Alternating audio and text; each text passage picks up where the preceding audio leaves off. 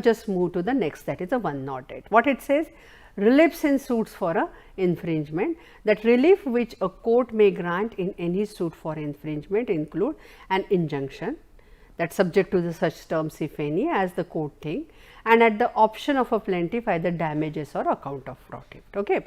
So, either you can order for injunction, you just stop that. It is a, in short, temporary position, temporary action it is actually, that you will stop that proceedings, whatever proceedings in a sense, processes which are going on and all that, that important things which you want now, this should not happen. So, bring that injunction order and that thing will be stopped.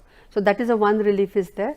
Then the other option, once what other reliefs are there to the plaintiff, that damages or an account of profits. These three reliefs are there to the plaintiff, and the court may order that the goods which are found to be infringing and materials and implement a predominant use of which is in a creation of infringing good shall be seized, forfeited, destroyed as the court deems fit under the circumstances.